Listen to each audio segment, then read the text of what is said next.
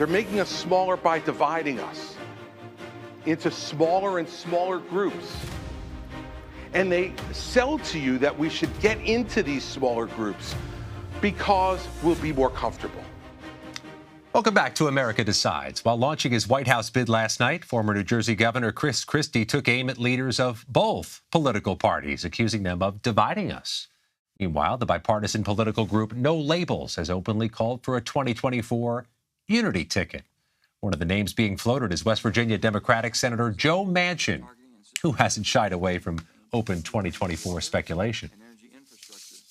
And I want you to come back to talk to us when you make a decision about whether you're running for re-election or that other option you said last time you're leaving open, possibly a presidential. Everything's open. Everything's on the table. Nothing off the table. Let's bring in former South Carolina Democratic Congressman Joe Cunningham. He's with us here in studio. Welcome, Congressman. Thank you. Good to be here. Appreciate it. He's National Director for No Labels and talking about this quite a bit. Let's start off with the baseline question. There's been this concern in 2020 when Howard Schultz, the head of Starbucks, flirted with an independent run for the White House, that he might skew the election results in favor of Donald Trump. You must be hearing that if No Labels is thinking of a third candidate, they'd skew this race toward Donald Trump. Yeah, and actually just had this discussion about an hour ago.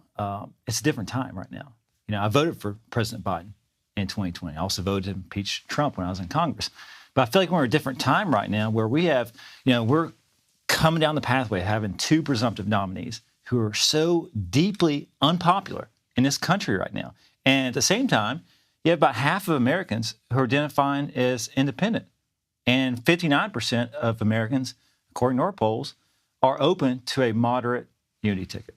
And I think that just creates that opening as we see the two nominees coming down the pathway. You say it's a different time, but it would be conceivably the same names on the ballot, the same individuals with the same histories, and presumably the same patchwork of red states and blue states. How does it change the formula from getting thrown off by a few important molecules if a third person drew votes away from one side or the other? It's a sequel that no one asked for. You've heard that before.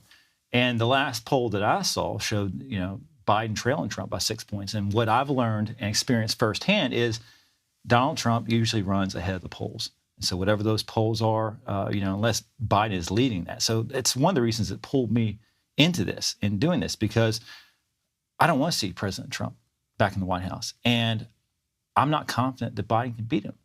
And I see Americans, scratching their heads right now thinking like, this is the United States of America. And these are the two best options we have. After 4 years, we're back to square one. Most people are thinking that, and we're saying that out loud. Let me follow up on that. First, let me play a clip of what Larry Hogan said to Face the Nation recently about a flooded zone of candidates. Take a listen. I didn't want to have a pile-up of a bunch of people fighting. Right now, you have, Trump and DeSantis at the top of the field. You're soaking up all the oxygen, getting all the attention, and then a whole lot of the rest of us in single digits. And the more of them you have, the less chance you have for somebody rising up.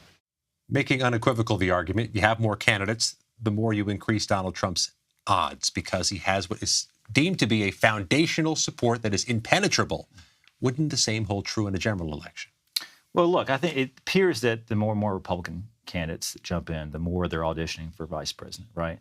Or boosting their own name ID. But the truth is we're at a point where we see Trump and Biden come down the pathway. And what we're trying to do is across the entire country, secure ballot access so that if needed, if necessary, Americans have the option and the alternative to vote for someone different, a moderate, independent unity ticket. You need a candidate to have a third-party run. Have you talked to Joe Manchin at all about this? Look, any names that get floated right now are just mere speculation. So you haven't had conversations with Joe Manchin about this? No, I haven't had a conversation with Senator Manchin about this. And the fact of the matter is any type of names are getting floated around, just ideas or whatever, but they're not being pushed by No Labels because we don't even know if we're going to run a ticket yet. Would that depend on who the candidate would be, whether you do this or not? Wouldn't it need to be a certain caliber person, woman or man, that you'd want to do this? A lot of it depends on who the Democratic and Republican nominees are. I think we're going to have a good idea after Super Tuesday. That's why we've planned our convention for mid-April in Dallas, Texas, where we'll be making the decision if we run a ticket and who that ticket is. But right now, with Trump versus Biden and the majority of Americans want another option, want the freedom of choice, I think we should give that to them. Do you envision, if you have a convention in April, if it's Biden and Trump, you have one of those, arena floors full of people with states and banners? Or is this a smaller footprint idea you're trying to execute, even in the best of circumstances? Well, according to the polls, 59% of America is wanting something different than Trump versus Biden. So I think this movement and this momentum is growing by the day. Our numbers are not outliers. They're corroborated by polls that are released every single day.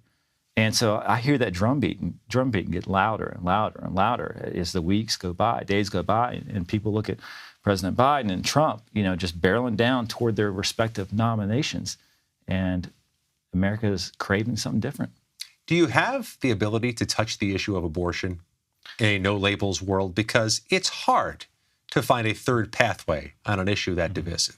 Look, we're in the process of outlining some policy objectives, and they'll be coming out probably mid-July or so. And we're going to be touching on a whole range of issues, but we'll be releasing that probably the next month or so. You've got to formulate a position on abortion in the next month. We're going to be putting out a set of policies. I can't tell you specifically what all is in that and what is not in there, but I can tell you that mid-July we're going to be releasing some policy objectives. Yeah. It's a lot of work ahead of you over the next few weeks. Joe Cunningham, get back to it. Appreciate your time. Thanks for joining us in studio.